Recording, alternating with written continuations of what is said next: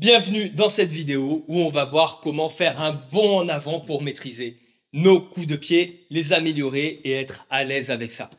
On va se baser sur 5 coups de pied. Benço, qui est un coup de pied frontal de ligne ici. Meia lua de frente, demi-circulaire en ouvrant ici. Queixada, où on va faire justement l'inverse, toujours en demi-circulaire. Maintenant, circulaire armade, où je vais engager mon corps avant de lancer ma jambe. Meia lua de compasso, je vais engager en plongeant mes mains entre mes jambes. Ça représente une série. Le but, c'est de faire 4 séries par côté. Ça, c'est le schéma d'une séance. Je veux que tu me fasses 2 séances par semaine. Tu vas voir, c'est des séances relativement courtes. 2 séances par semaine.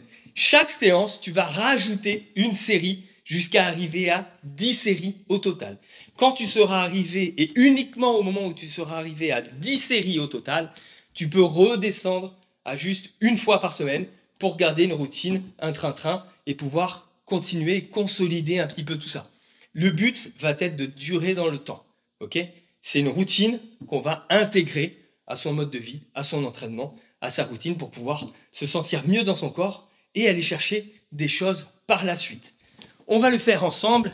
On reste ici de façon statique. C'est important car ça va me permettre de me connecter à ma technique, de me connecter à mon schéma corporel. Si j'utilise l'élan, des fois l'élan, il va fausser un petit peu la représentation que je me fais de mon corps.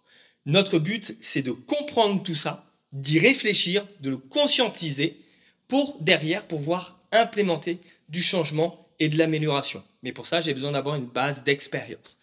C'est parti. Benço, je lève le genou, j'avance. Je reviens. Meia lua de frente, je lève sur le côté et je passe le plus possible devant. Queixada, j'ouvre le plus possible ici. Je lève jusque derrière, bien haut. Armade, je vais tourner pour pouvoir donner mon coup de pied. Maintenant, meia lua de compasso, mes mains vont plonger à l'intérieur et venir ici.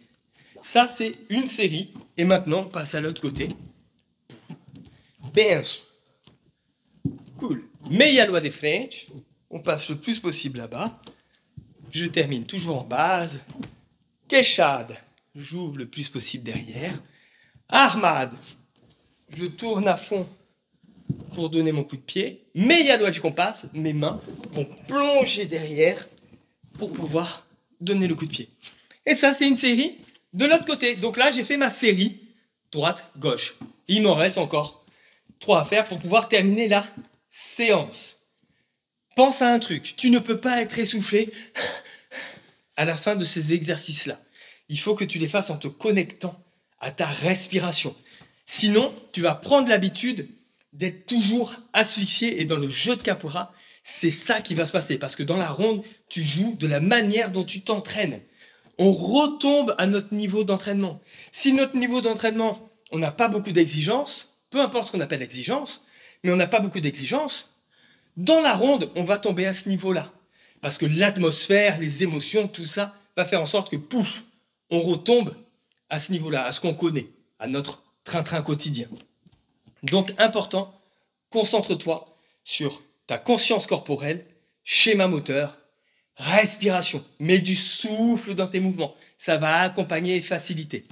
Maintenant, 4 séries, 2 entraînements par semaine. Chaque entraînement, tu rajoutes une série jusqu'à arriver à 10. Et à partir du moment où tu as 10, tu peux diminuer le nombre d'entraînements par semaine. À toi de jouer. Ciao!